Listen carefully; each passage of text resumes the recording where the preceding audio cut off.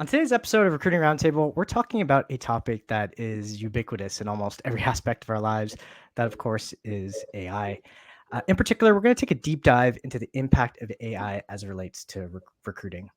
Joining us today, we have an amazing panel. We have Elena Stefanopol, Senior Director of Talent at Labelbox. We have Peter Ludden, former Director of Recruiting at Blind, and Matt Prados, CEO at ReviewWave. Elena, Peter, Matt, thanks so much for joining today. Appreciate it. Thank you. So happy to be here. Happy to have you. Okay, so let's start with a few intros. We'll go around the horn. Please just introduce yourself, maybe a little bit about your background and your company or your previous company, so we can get to know you a little bit. Let's start with let's go with Elena first. Sure. So my name is Elena. I lead talent at Labelbox. I started as leading recruiting and recently expanded my role to take on more broadly talent. So connecting the dots really end to end when it comes to candidate journey, employee journey, which I'm super excited about. Labelbox is the data-centric platform for building AI. So we're definitely in this exciting space, and I'm excited to talk about AI specifically in recruiting. All right, excellent. Thank you, Elena. Matt? Matt Prados. ReviewWave is a patient engagement platform.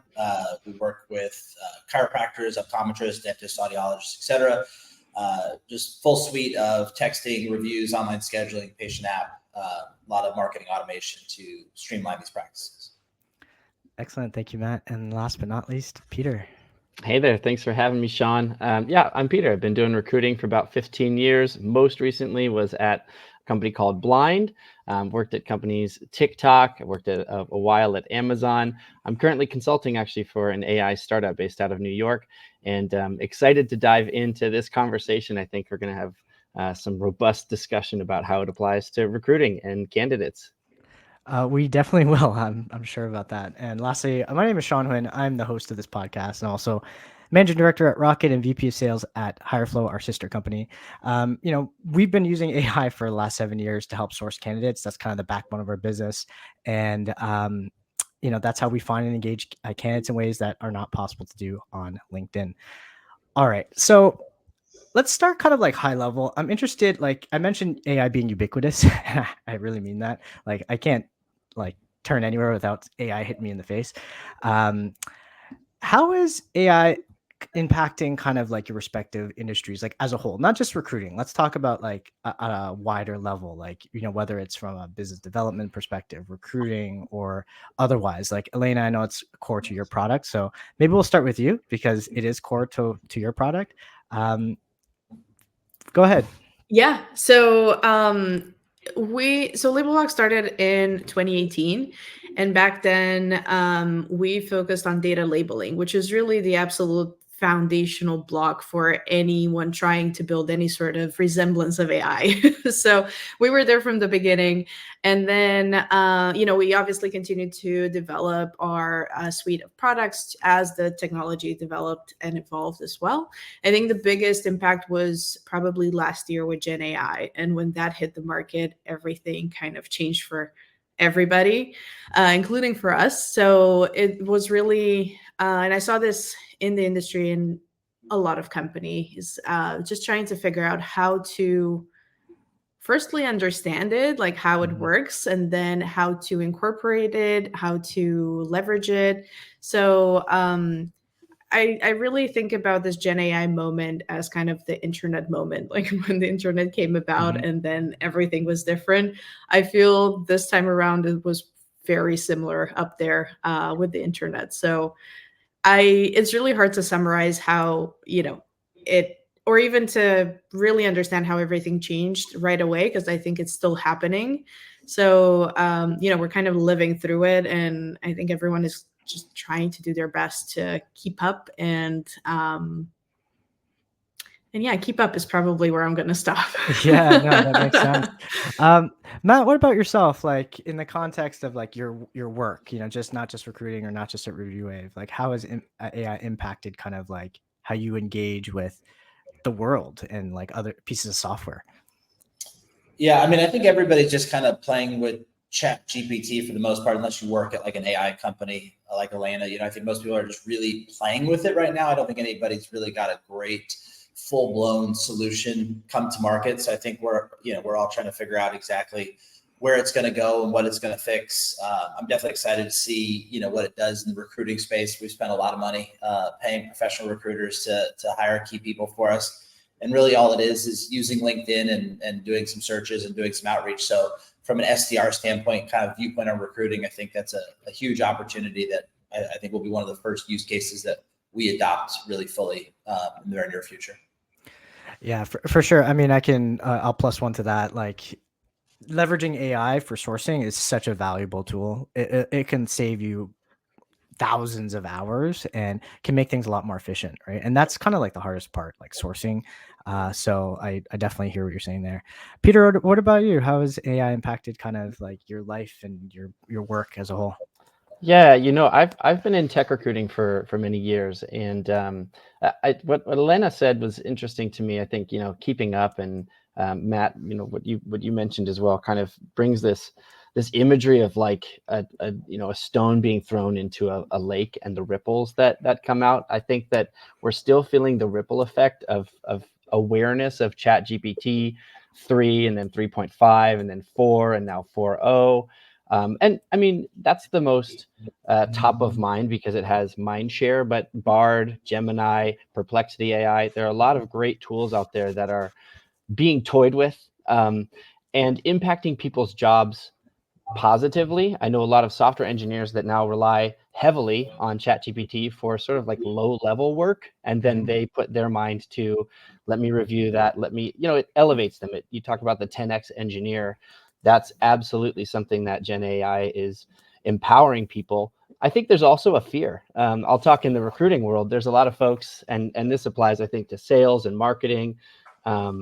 People are worried, is AI going to replace my job? Or, what's going to happen? There's that kind of comment that gets thrown out there jokingly, but people do wonder, how is this going to impact my livelihood? And then there's the debate about folks who are adopting AI now, still kind of early, versus folks who are resisting it. And what does the new landscape look like for talent in 2025 and beyond? So for me, there's a lot of robust discussions happening, and then real life application of tools that empower people in their daily work.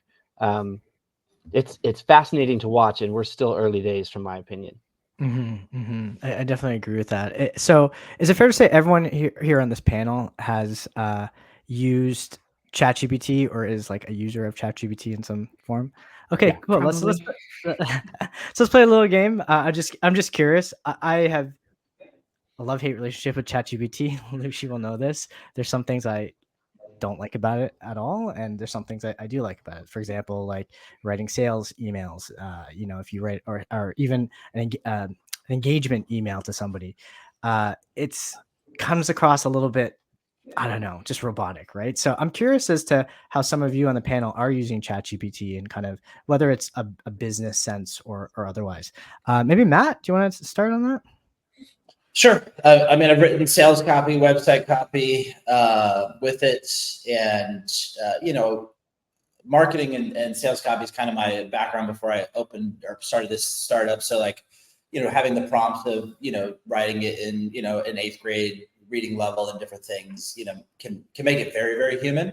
Mm-hmm. And so I think it's good there. I will say we've fired 2 engineers that overused it for their coding because their coding became garbage. So it's like a double-edged sword. It can enhance your work and you can get more done. But if you're not good at using the tool, it can make you worse, right? So there's a balance there. And so I think the big thing on AI, kind of, what Peter was talking about is like, it'll enhance the right people. It'll replace some jobs completely. Like in California, the minimum wage for fast food is now $20 an hour. 24 months from now, there will be no more cashiers. You'll be talking to a screen who takes your order. It'll be like an ATM. You'll swipe your card. I mean, those companies will have to evolve because their margins are so razor thin already that it won't, like, that's going to backfire. But yeah, the right people, it'll enhance and they'll get more done. And that's what we're really hoping to see out of our support team and whatnot, is to give them the power to be able to handle more activity so that there's less full-time headcount needed. I think you bring up a really good point on the prompt, because I think some of my negative feelings towards AI maybe is like it's me and my inability to prompt the tool properly. So I'm not getting the right outputs, right? So like as a user, I need to own some of that on my own, right? I can't just blame the tool and say, oh, the tool sucks. Maybe I, as a user, don't know how to harness the full power, right? Let's go there's a whole oh, sorry, I was just going to jump in here. Please. There's a whole prompt engineering role that popped up, right? So, this is a pretty interesting kind of new role that has been created by Gen AI, by Bing, right? Like some are going to maybe be replaced, maybe not fully, I'm not sure there, but it's also creating new ones. Like prompt engineering is fascinating. So it's definitely, you can play around with it, but it's really hard to get it to that, to refine it and, set it up so that it's perfectly, because that's never going to happen, but you can get it pretty close once you kind of learn the buttons you need to push. No, for sure. Peter, what about yourself? How are you using ChatGPT? Yeah, the word that comes to mind, or the phrase, is a jumping off point or a starting point. I think that one thing that struck me was the concept of using ChatGPT to break a writer's block. You know how you sometimes you just have trouble starting something. Using Gen AI, whether it's Claude or Bard, Gemini, ChatGPT, to just say like, hey, I'm trying to do this, and then help me out, right? And kind of get the juices flowing of whatever task you're doing, whether it's writing copy or it's like, I need to write a difficult email to a candidate and I need to let them down easily, but I also want to value their contributions. I have found it to be a great starting off point, definitely not the end product. Like you said, Sean, maybe it's a little bit of us, but also if a tool requires a lot of massaging to get to the right endpoint, there's still some work to be done for that tool to actually add value. Still, it's speeding us up, but I would never say, hey, just put something in to ChatGPT and then take exactly what it spits out and put it into production or whatever. So for me, I'm using it for outreach emails, and not ChatGPT. We haven't gotten into other tools, but there are a lot of tools out there that sort of prompt, how are you going to respond to this email? Or how are you going to assess this data that you've just bubbled up from your ATS? So I use it as a jumping off point and then dive deeper into it. It's a good point. I'm curious if the panel has seen these AI generated LinkedIn comments. And posts, not only comments, and posts. So yeah, like almost every day, like I'm on LinkedIn quite a bit. I see an influencer, and they'll always be complaining like, "Hey, I got 7 comments. They're all the exact same." Right. So to your point, Peter, it's now some people are using it as a shortcut and being kind of lazy about it. But I love your point about using it as a jump off point, right? To kind of like get the wheels in motion and then make it your own from there. I will complain. There are for LinkedIn, for instance, and other places that are attempting to dabble in the AI response space. I just want to turn that off sometimes because the responses are so robotic or missing the point, or like take one piece of a post and then say, I miss you too. And it's like, that's definitely not what I'm trying to respond to. And if you accidentally click that button, then you have to, oh shoot, let me delete that. There's a lot of little foibles that happen because of AI trying to be helpful, right? Yeah, definitely. Let's kind of pivot to the topic of this whole podcast, which is recruiting. I'd love to get feedback from the panel on either tools you have used in your recruiting stack that are leveraging AI, or if you haven't been using a lot of those tools, like where do you see like some of the biggest opportunities? And maybe like if it was like you could a pie in the sky, you could do anything you wanted with AI, like what would you like it to do for you as it relates to recruiting? Let's start with Elena, because I think you have some experience with AI in your recruiting stack. Yeah, I'll address the first part first. So I think the biggest help has been the logistical side of things. So scheduling is really one of my biggest pain points, just coordinating, especially as we're looking at multi-interview stages and everything, trying to create a cohesive and nice experience for the candidate and to balance exec's calendar. Like that is impossible. So that part is, I'm a big fan of scheduling and powered by AI tools. There's a few that I've used, and a few that are kind of going into that space because I think they recognize it's a pretty big opportunity there. Modern Loop has been a pretty good one for us, and then Gem is going into that space too, which is cool in terms of consolidation. So that's one that I'm a big fan of and will keep probably forever. And the other one, I think, kind of, you touched a little bit on it in the beginning on the sourcing side of things. I think there's an opportunity more on the inbound, because what I see happening is, candidates are also using AI, right? Like Gen AI to write their, applications or, their resumes. So everything is kind of going into this point where it looks the same for most applications or most resumes. And I think that creates a pretty big burden for recruiting teams to have to sort through that and really figure out like what's real, what's not. And it really started to create a bottleneck is what we've seen. So there are a few tools that we're experimenting with for inbound sourcing to really help with that. And it's promising, but yeah, definitely needs some calibration there. Are you concerned at all about the AI filtering out candidates that would be good, or creating bias on the inbound stuff? I think there's always that risk. So the way we mitigate that is that we don't necessarily like automatically reject anything. It's just kind of maybe flagging it or putting it into a different bucket so that my recruiters can go and look at it to make sure that it's true. So that's why I'm saying that confidence, and like we don't blindly just follow, whatever comes out of those recommendations. It's more of like, hey, maybe, look at this profile through this lens and make sure that it's either accurate or not. So my recruiters still look at all applications, but it helps to, maybe kind of sort, like have a pre-sorting phase almost before it gets to them. So yeah, but again, still kind of work in progress, still a lot of work to be done there. But it's an interesting trend I've seen in the past few months. Can I jump on that for a second? Of course. In this current market, right, people are calling it an employer's market, which effectively means you post one role and you're getting a flood of applications, right? And you cannot control who applies to that role necessarily. Some ATSs have set application limits, which is a kind of a brute force solution. It doesn't really solve the problem.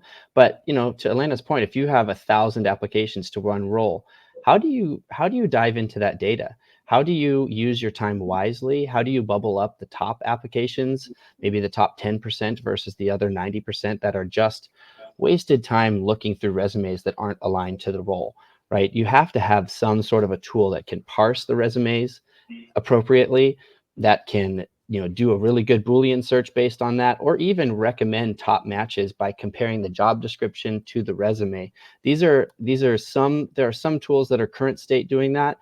And then, future state is where we need it to be, where, yeah, if candidates are using AI to generate their resumes tailored to the job description, it makes it a lot more difficult to, just from the resume itself, get good signal on who's going to be a top applicant worth spending your time interviewing. So, this is some noise that's coming from a new tool that we're trying to figure out.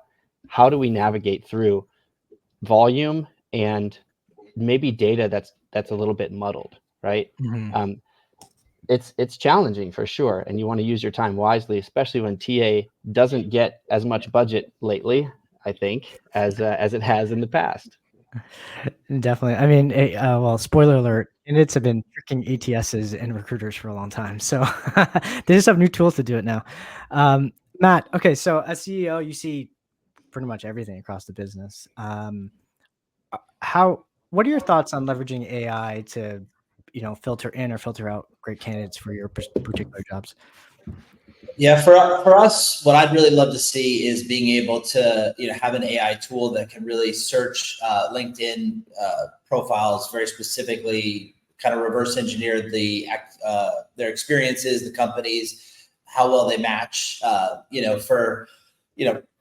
basically, bootstrapped from, 0 to over $20 million in ARR. So we've gone through lots of different, revenue stages, all these various things. And as I've gone through like having to recruit, more experienced C-level individuals, you're looking for that person that's kind of already been there, done that, that next stretch. So from 20 to 50 million, right? Mm-hmm. And so it's very manual kind of work to go through and look at the resumes. And we're 100% in office, so we're geographically locked, in different ways. And so if a tool could go through, search the candidates, by location, by experience, and be able to kind of sort them and put them into, kind of like a, top 10 best matches, whatever. And then obviously, outreach would be amazing. I do have some friends that have done some really cool things with custom GPTs that are, they're more content creators. So they've uploaded a lot of their personality that they've written over the last, decade or whatever into it. So it speaks exactly like they do. So they can super cool. articles that are, perfect, no complaints, the right grammar, the right, language, all their little isms and everything just nailed. So, I think a recruiting tool that could get that personality right, that could have, the right reach out, could even then automate the outreach. And then, like Elena talked about the scheduling tool, then you have the scheduling tool kick in and schedule, an actual interview. That would be a very, very powerful tool to be able to turn on and turn off based on, jobs that you need for higher level searches. I mean, certainly we can run an ad for, customer service or SDR roles, and you get a flood of inbound, which is different, but definitely the higher level roles, I'd love to see a tool that breaks that down. Well, don't want to turn this into commercial, but everything you said up to the scheduling piece sounds a lot like what we do with HireFlow. So maybe that's something that we could pick up at a later time. Let's talk about some of the potential challenges. We touched on it a little bit about like introducing bias, but what are some other potential challenges? Also, an interesting topic I've covered in the past is like resume parsing, right? A lot of the ATSs, they have resume parsing functionality. You put the resume in and it kind of like parses it, and the results are getting better, but sometimes they're not completely accurate. So I'd be interested to ask each of you, what do you see as some of the potential challenges or drawbacks of leveraging AI within your recruiting staff? Maybe we'll start with Peter. Sure. Just like you mentioned, data, at the end of the day, recruiting is a data collection game and then a data analysis game. It's humans, but what I think of is interviews, because that's the meat of the recruiting process. Now, first, yes, resumes you have to get through. You have to get the data off of the resume and understand whether or not it matches with what you're looking for. It's kind of a black box, to your point, Sean, about resume parsing and the capabilities of certain tools to accurately and appropriately parse resumes. I don't know if you've ever been in an ATS. I've used Greenhouse, I've used Ashby, I've used Lever, Workable, Smart Recruiters, iCIMS, Cornerstone. So I've had a good look across what ATSs have done over time. And you can use their native search function and search. Right now I'm working on a React Native engineer role, right? If I type in React Native, I want to see, this is what I want. Every single mention of React Native on any candidate's profile, whether they put it in a cover letter or on their resume, or they listed it as one of their top skills. Spit that out to me, right? Mm-hmm. Sometimes it'll miss, and then I'll be on a candidate's resume and I'll just do Command F, right? Like, hey, look at my screen and find React Native, and I'll find missed areas where for whatever reason it was the syntax, there was a period or a weird semicolon. You'll just miss it. And so I'm concerned from that perspective, just on a fundamental layer of what data is actually being collected. You mentioned bias, Sean, and I read an article recently that showed that just based on names alone, there is a prioritization for certain demographics and a deprioritization for other typically demographic tied names, which is a significant concern. And we've seen it with many models in the past that, celebrate the model, then realize, oh my gosh, it's completely, disregarding women for a certain reason or another. And I haven't seen a great addressing of that. I continually see a walking backwards of, oops, we still haven't figured out this bias issue. but even humans are biased, right? And that's even more tricky because I run unconscious bias trainings where I say, hey, you're a person, you have a background, you have a perspective, and interviewing is not about you. It's about understanding the candidate. So let's try and remove that. It's tricky. And so it's something to be aware of for sure as you're using tools, because tools help you do the job at the end of the day. Yeah, so I think there's awareness and there's training, and then there's actively working towards your DEI goals that needs to happen regularly. There's definitely some ethical concerns, right, when it comes to leveraging AI. And I mean, you said black box. I think all AI is kind of a black box, to be honest. I mean, if we're being real, right? We didn't develop it, right? We're just using it. I Yeah. don't know who wrote this thing. Matt, what about yourself? Have you, do you have any concerns about, AI being leveraged and bias being introduced, or it, having a negative effect on your ability to recruit candidates? I mean, I think, like Peter said, humans can do it, machines can do it. Obviously, you got to keep an eye on that. For us, we've never had any official like DEI programs or things like that. We've always made sure, we hire the best person for the job that applies. And I mean, we definitely have an extremely diverse company. And so it's never been a focus. I don't really look at it as a worry, because I mean, we're doing a good job, and, continue to hire the best person for the job, no matter race or, any other demographic. That's a great approach. What about yourself, Elena? How do you feel about some of the potential risks and challenges? Yeah, I mean, I think bias exists, period. Like, we all have it, and the model is as good as its training data. So, it's really impossible to just rely on a model or on AI to remove bias completely, if you really think about it. So, just having that in mind, I think my concern would be if the human element would completely disappear from this interaction and from recruiting, because I think that's where we actually can add value. And the kind of similar to the example that you gave earlier with the engineers, I think it was Matt, who only committed like their chat GPT generated code. If recruiters would do the same, I think we would go in a pretty dark place. So I think it's important to remember that it's a tool, kind of what we discussed until now.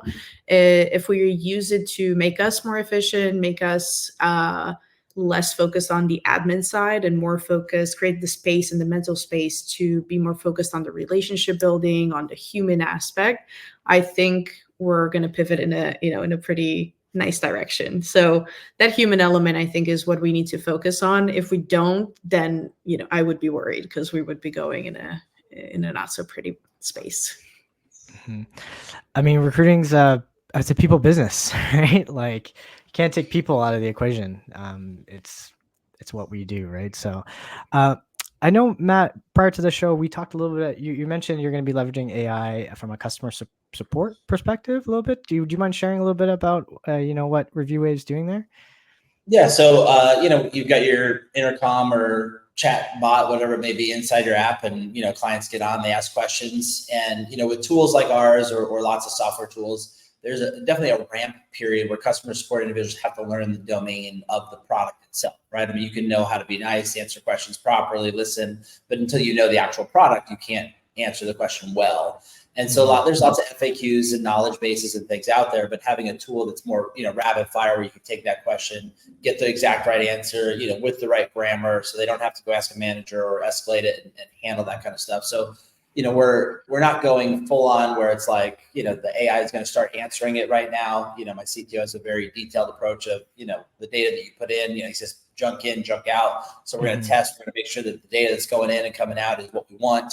We'll do that for a while before we really trust it to, have the automated stuff. I've definitely been on the automated chats that don't go well. Home Depot is one of the worst absolute automated chats out there, I would say. But there's definitely good ones out there as well. But that's our goal right now is to basically, we want to improve each customer support's rep productivity by about 50%, with this automated tool, and cut the ramp time by half. Those are our current initiatives. Okay, that's really cool. maybe we'll go to Peter. I know you mentioned, I don't know if you could talk about the AI company you're consulting with or maybe other companies you worked with, but have you seen kind of AI tools used like this for internal productivity, maybe like even outside of recruiting? Yeah. Well, so the company that I'm working with right now is called Zero AI, and it is a company that is addressing a typically blue collar industry, so door to door field sales reps, and empowering them to receive coaching and feedback from an AI coach based on their conversations with customers. So this is implementing conversational intelligence. Basically, if you record an interaction with a customer, then Zero is going to provide salient bookmarks in the conversations to then let you refer back to those and be trained on, this was a moment where there was an objection. Here's how to handle these objections. And so taking a traditionally underserved industry that's non-technical and applying AI to this area to say, you can't have your manager on every sales call, right? They're not walking with you to every door-to-door interaction. So how do you get coaching that's tailored to you? And so this is a really interesting application of something that I have used in recruiting, which is an interview recorder that then transcribes the interview so that I don't have to do all of the typing myself, and using that same concept and applying it to field sales, HVAC, right, plumbing, and door-to-door solar sales folks.